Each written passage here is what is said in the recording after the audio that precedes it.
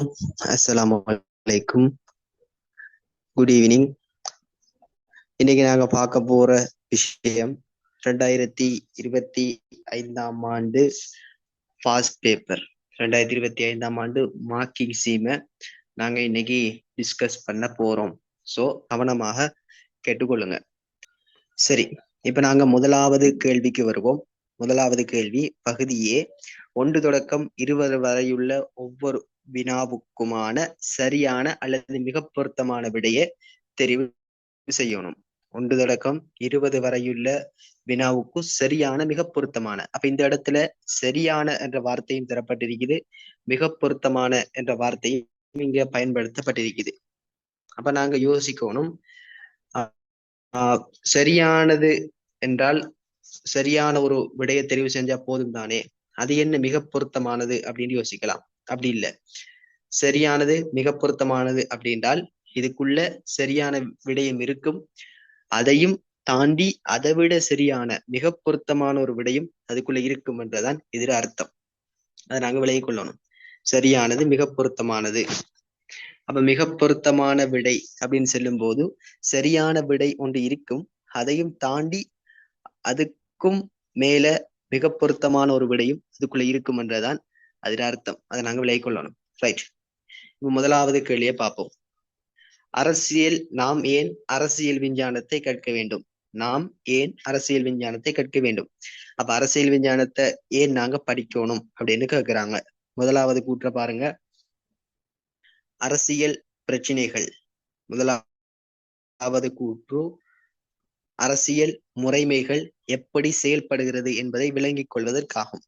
அப்ப இதை எங்களால ஏற்றுக்கொள்ள இயலும், என்ன இதை அக்செப்ட் பண்ண இயலும். அரசியல் முறைமைகள் எப்படி செயல்படுது, ஒரு நாட்டுக்குள்ள அரசியல் எப்படி செயல்படுது, அரசாங்கம் எப்படி செயல்படுது, அரசாங்கம் என்னென்ன துறைகள் ஊடாக தங்களுடைய பணிகளை மேற்கொள்ளுது, ஒரு நாட்டுல பாராளுமன்றம் எப்படி செயல்படுது, சட்டத்துறை, நீதித்துறை, நிறைவேற்றுத்துறை, இதெல்லாம் எப்படி செயல்படுது, இது மாதிரி அரசியல் முறைமைகள் எல்லாம், இந்த அரசியல் முறைமைகள் எல்லாம் எப்படி செயல்படுது என்றதை படிக்கிறதுக்காகத்தான், விளங்கிக் கொள்றதுக்காகத்தான் நாங்க அரசியலை படிக்கிறோம் அப்படின்னு முதலாவது கூற்றுல சொல்றாங்க. அப்ப இந்த கூற்று நாங்க என்ன செய்யலாம், ஏற்றுக்கொள்ளலாம். அப்ப இந்த கூற்று நாங்க ஏற்றுக்கொள்வோம். இரண்டாவது, சமூக பிரச்சனைகளின் தன்மைகளை அறிந்து கொள்வதற்காகும். இந்த கூற்று சரியானதுதான், ஆனால் சமூக பிரச்சனையை மட்டும் அறிஞ்சு கொள்றதுக்காகத்தான் நாங்க அரசியல் விஞ்ஞான பாடத்தை கற்கிறோம் அப்படின்னு சொல்றாங்க.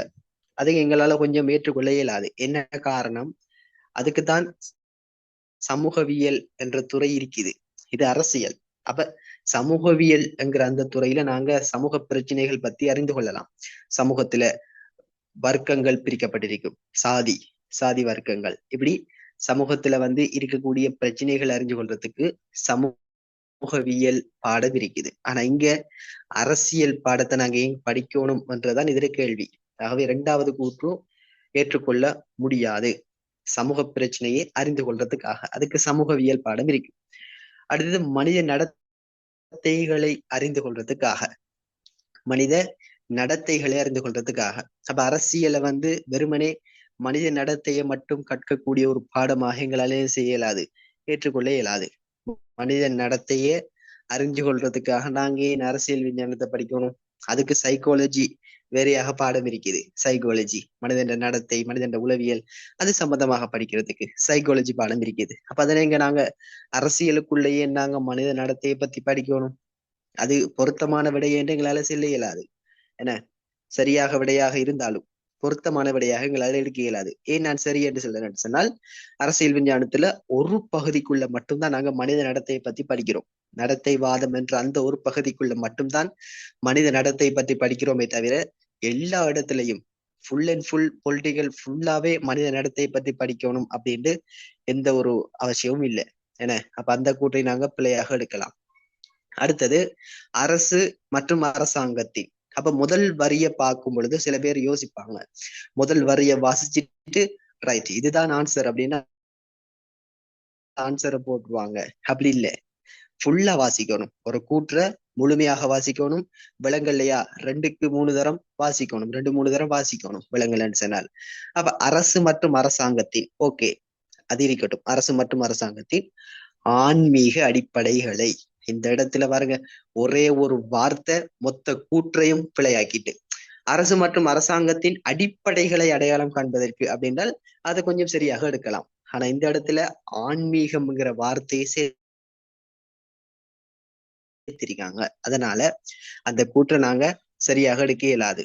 ஆன்மீக மற்றும் அரசாங்கத்தின் ஆன்மீக அடிப்படைகளை அடையாளம் காண்பதற்காகும் என்ற கூற்றை எங்களால ஏற்றுக்கொள்ள முடியாது. அடுத்தது, சமூக ஒழுங்கமைப்பின் செயற்பாடு.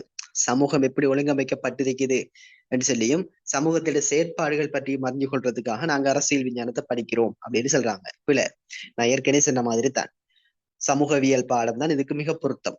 இந்த சமூகம் சம்பந்தமான விஷயங்கள் ஆராயறதுக்கு சமூகவியல் பாடம் தான் மிக பொருத்தமானது. அப்ப முதலாவது கூற்றத்தை என்ன செய்யலாம், எங்களால மிக பொருத்தமான கூற்றாக ஏற்றுக்கொள்ள முடியும். ரைட், இதான் முதலாவதுக்கான விளக்கம். முதலாவது கேள்விக்கான விளக்கம் இதான். ரைட், இரண்டாவது கேள்வியை பார்ப்போம். பின்வருவனவற்றுள் அரசியல் விஞ்ஞானத்துடன் நெருங்கிய தொடர்புடைய பாடங்களின் தொகுதி. அரசியல் விஞ்ஞானத்தோட நெருங்கிய தொடர்புடைய பாடங்களின் தொகுதி. முதலாவது பாருங்க, நெருங்கிய தொடர்புடைய பாடங்களின் தொகுதி அப்படின்னு கேட்கிறாங்க. முதலாவது பொருளியல், சமூகவியல், வரலாறு, புவியியல் மற்றும் பௌதிகவியல். முதல்ல அரசியல் விஞ்ஞானம் என்று சொல்லக்கூடியது ஒரு சமூக விஞ்ஞான பாடம். அரசியல் என்று சொல்லக்கூடியது ஒரு சமூக விஞ்ஞான பாடம். ஆகவே சமூக விஞ்ஞான பாடங்கள்ன்ற தொகுதியைத்தான் நாங்க விடையாக எடுக்கணும். அதான் கேள்வியிட சுருக்கமே. அதான் சமூக விஞ்ஞான பாடங்களுக்குள்ள என்னென்ன பாடங்கள் வரும் அது செலக்ட் பண்ணுங்க அங்கிறதான் கேள்வியிட சுருக்கம். அதான் சமூக விஞ்ஞான பாடங்களை தான் கேட்கிறாங்க. அப்ப நாங்க அரசியல் விஞ்ஞானத்தோட தொடர்புடைய பாடங்கள் என்று சொல்லும் பொழுது இயற்கை விஞ்ஞான பாடங்கள் எடுக்கலாமா? இல்ல. இந்த கணிதம், விஞ்ஞானம், பௌதிகவியல், ரசாயனவியல் இந்த மாதிரி பாடங்கள் எல்லாம் வராது. அப்ப பார்ப்போம். முதலாவது கூற்று பொருளியல், சமூகவியல், வரலாறு, புவியியல் மற்றும் பௌதிகவியல். இந்த கூற்று எங்களால் எடுக்க இயலுமா? எடுக்க இயலாது. ஏன்? இந்த இடத்துல பௌதிகவியல்ங்கிற வார்த்தை வாரதுனால அதை நாங்க கூற்றாக எடுக்க இயலாது, சரியான கூற்றாக எடுக்க இயலாது. அப்ப அந்த முதலாவது கூற்று நாங்க என்ன செய்யலாம்? ஏற்றுக்கொள்ள இயலாது. இரண்டாவது கூற்று மானிடவியல், சட்டம், பொருளியல், வரலாறு மற்றும் இரசாயனவியல். இரசாயனவியல்ங்கிறத என்ன செய்யலாது, எங்களால எடுத்துக்கொள்ள முடியாது. அடுத்தது மூன்றாவது கூற்று பொருளியல், சமூகவியல், புவியியல், சட்டம் மற்றும் வரலாறு. மூன்றாவது கூற்று ஓரளவுக்கு பொருந்துற மாதிரி இருக்குது. பார்ப்போம். நாலாவது கூற்றை பார்த்து ஃபுல்லா 4, 5 இந்த ரெண்டையும் பார்த்துட்டு மூணாவது கூற்று ஏற்றுக்கொள்ள முடியுமா இல்லையா என்ற. ரைட், அடுத்ததாக நாங்க நாலாவது கூற்றை பார்ப்போம். மெய்யியல், பொருளியல், மானிடவியல், சமூகவியல் மற்றும் வானியல் என்ற கூற்றை தந்திருக்கிறாங்க. வானியல் என்றது அதுக்குள்ள வருமா? வராது. எந்த கூற்றையும் எங்களால செய்ய இயலாது, ஏற்றுக்கொள்ள இயலாது. வானியல் அது இயற்கை விஞ்ஞானம் சம்பந்தமான கூற்று, இயற்கை விஞ்ஞானம் சம்பந்தமானது. அப்ப அதை நாங்க எங்களால ஏற்றுக்கொள்ள இயலாது. அடுத்தது ஐந்தாவது கூற்று சட்டம், பொருளியல், உளவியல் மற்றும் நிலவியல் அப்படின்னு தந்திருக்காங்க.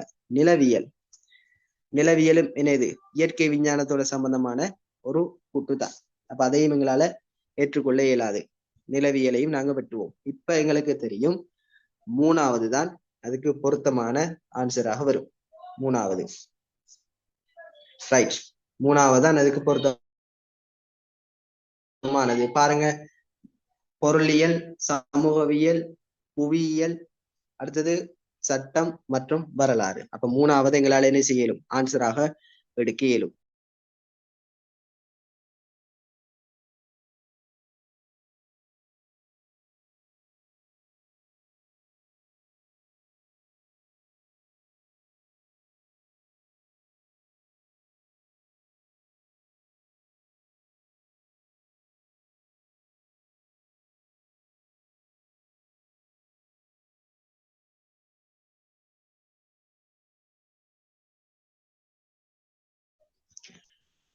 அடுத்தது அரசியல் விஞ்ஞானத்தில் ஒப்பீட்டு அணுகுமுறை அடிப்படையில் கவனம் செலுத்துவது. அரசியல் விஞ்ஞான பாடத்துல ஒப்பீட்டு அணுகுமுறை பேசிக்காக என்ன விஷயத்துல கவனம் செலுத்துது அப்படின்னு கேட்கிறாங்க. ஒப்பீட்டு அணுகுமுறை பேசிக்காக என்ன விஷயத்துல கவனம் செலுத்துது பார்ப்போம். பல்வேறு அரசியல் முறைமைகள் மற்றும் அவற்றின் பணிகளை மதிப்பிடுவதில் ஆகும். இது கொஞ்சம் ஏற்றுக்கொள்ளக்கூடிய மாதிரி இருக்குது. ரைட், வைப்போம். பல்வேறாவது கூற்ற பார்ப்போம். அரசியலில் உண்மையில் இருக்கும் விடயங்களை விட என்ன இருக்க வேண்டும் என்பது தொடர்பில் ஆகும். இந்த கூற்றை ஏற்றுக்கொள்ளலாமா? இல்ல. என்ன இருக்கிறது என்பதை விட என்ன இருக்க வேண்டும் என்பதில் கவனம் செலுத்துகிறது.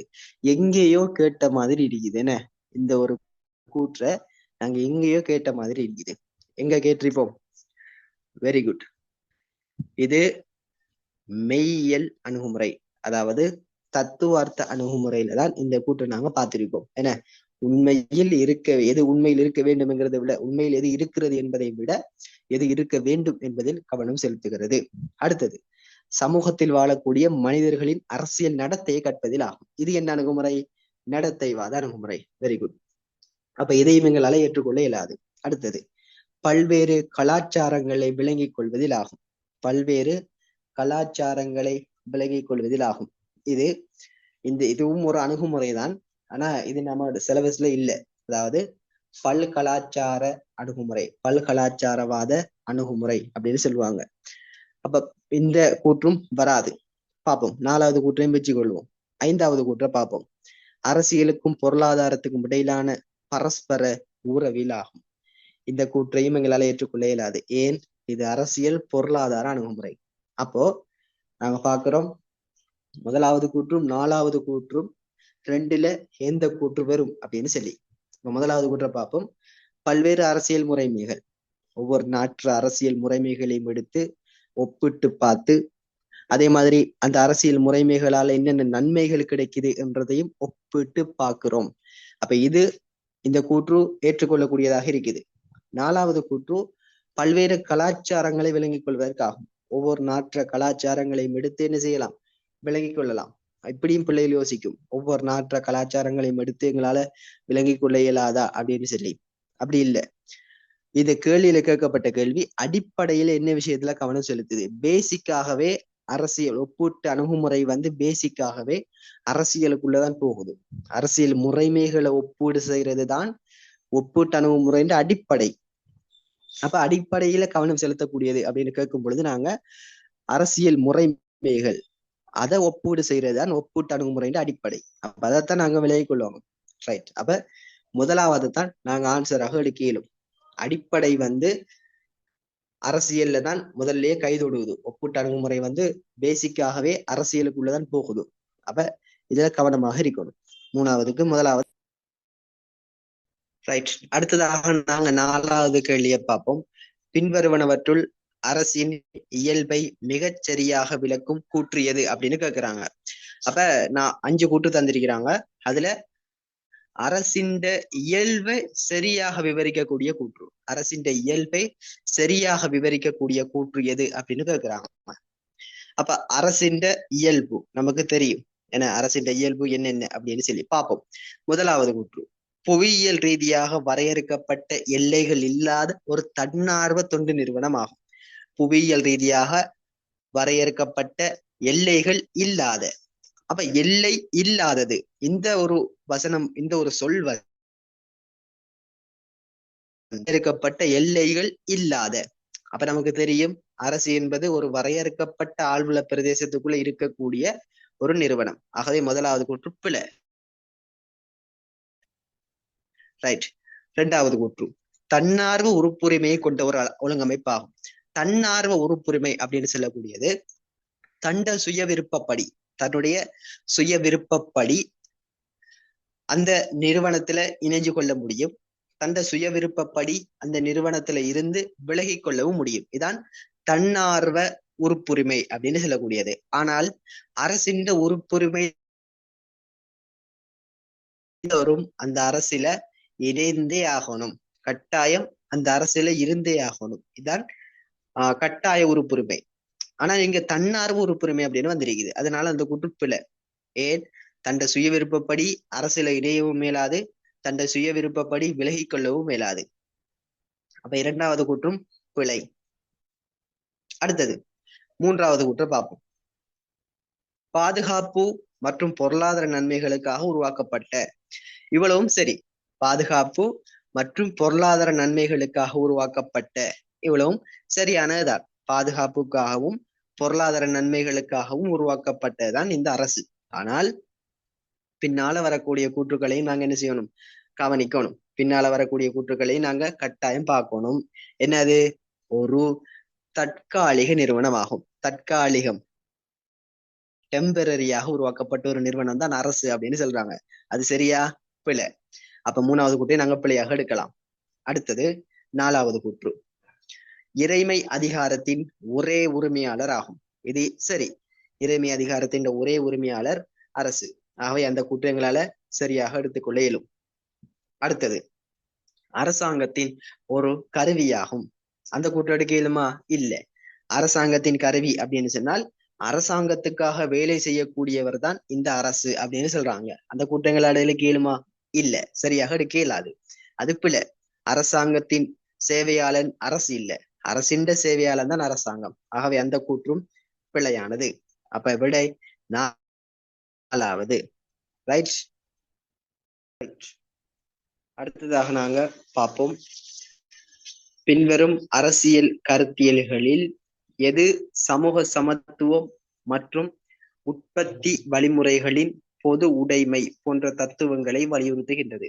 அதாவது இதுல இருக்கக்கூடிய ஒரு கூற்று, ஒரு பண்பு எந்த கருத்தியலுக்கு பொருந்துது அப்படின்னு கேட்கிறாங்க. இதுல இருக்கக்கூடிய ஒரு பண்பு எந்த கருத்தியலுக்கு பொருந்துது? முதலாவது சமூக சமத்துவம் மற்றும் உற்பத்தி வழிமுறை. சமூகம் சமத்துவமாக இருக்க வேண்டும், சமூகம் சமத்துவமாக இருக்க வேண்டும் என்றதை வலியுறுத்துது. அதே நேரத்துல சமூகம் சமத்துவமாக இருக்க வேண்டும் என்றதை வலியுறுத்துது. அதே நேரத்துல உற்பத்தி வழிமுறைகளில் பொது உடைமை, உற்பத்தி பொருட்கள் எல்லோருக்கும் பொதுவாக இருக்கணும் அப்படின்றதையும் சொல்லுது. அந்த உற்பத்தி பொருட்கள் எல்லோருக்கும் பொதுவாக இருக்கணும், எல்லோரும் உழைக்கணும், எல்லோரும் உழைப்புல ஈடுபடணும் அப்படின்னு சொல்லுது. முதலாளி தொழிலாளி வர்க்கம் இல்லாம எல்லோரும் உழைக்கணும் அப்படின்னு சொல்லுது. அப்ப இந்த கூற்று எது என்றது எங்களுக்கு இப்பவே தெரிஞ்சிருக்கும். என்ன? இது சோசலிசம். சோ இது ஈஸி, சோசலிசம். அடுத்த கூற்றுக்கு போவோம். பின்வருவனவற்றுள் தாராள ஜனநாயக அரசாங்கம் ஒன்றின் முக்கிய பண்பை சரியாக பிரதிபலிக்கும் கூற்று. தாராள ஜனநாயக அரசாங்கத்தின் முக்கியமான பண்பு, தாராள ஜனநாயகத்தின் முக்கியமான பண்பு. முதலாவது, அரசாங்கம் அரசியலமைப்பு வரையறைகளுக்கு உட்பட்டிருக்கும். இது பாக்குறதுக்கு கொஞ்சம் சரியாக இருக்குது. அரசாங்கம் யாப்பு வரையறைக்கு உட்படுத்தப்பட்டிருக்கும் அப்படின்னு சொல்றாங்க. சரி, அடுத்தது பார்ப்போம். பொதுவாக அரசாங்கம் ஒன்றை மாற்றுவது கடினமான செயல்முறை ஆகும். அடுத்தது, அரசாங்கத்தின் விருப்பத்திலேயே தனிநபர் சுதந்திரம் வழங்கப்படும். அரசாங்கம் விரும்பினா மட்டும்தான் மக்களுக்கு சுதந்திரத்தை கொடுக்கும் அப்படின்னு சொல்றாங்க. இல்ல, பிழை. இது அனைத்தாண்மைவாத ஆட்சி முறைக்குள்ள வரும். அடுத்தது, ஆட்சியாளர்கள் சட்டத்துக்கு மேலானவர்களாக இருப்பாங்க. பிழை. என்ன? தாராள ஜனநாயகத்தினுடைய மிக முக்கியமான பண்பு சட்டத்தின் ஆட்சி, சட்டத்தின் முன் சகலரும் சமம் என்கிற கொள்கை தான் தாராள ஜனநாயகத்தில முக்கியமான பண்பு. ஆனா இந்த நாலாவது கூற்று அந்த பண்புக்கு எதிரானதாக இருக்குது. அப்ப நாலாவது கூற்றும் வராது. ஐந்தாவது, அரசாங்கம் எப்போதும் உயர் குழாமினரையே முன்னிலைப்படுத்தும். அதாவது செல்வந்தர்கள், கல்வி கற்றவர்கள், இவங்களுடைய நலனைத்தான் முன்னுரிமைப்படுத்துமா இந்த தாராள ஜனநாயக அரசாங்கம். அப்ப ஐந்தாவது கூற்றும் பிழை. இரண்டாவது கூற்றும் அரசாங்கத்தை மாற்றுறது கடினம், அதுவும் பிழை. என்ன? அரசாங்கம் தப்பு செய்யும் பொழுது அவரை தேர்தல் மூலமாகவோ புரட்சி மூலமாகவோ மாற்றலாம். தாராள ஜனநாயக அரசாங்கம் ஒன்றுல. ஆகவே இரண்டாவது கூற்றும் எங்களால பிழையாக எடுக்க இயலும். அப்ப விட முதலாவது கூற்று, தாராள ஜனநாயக அரசாங்கத்துல அந்த அரசாங்கம் யாப்பு வரையறைகளுக்கு உட்படுத்தப்பட்டதாகத்தான் காணப்படும். அப்ப ஆறாவதுக்கு முதலாவது.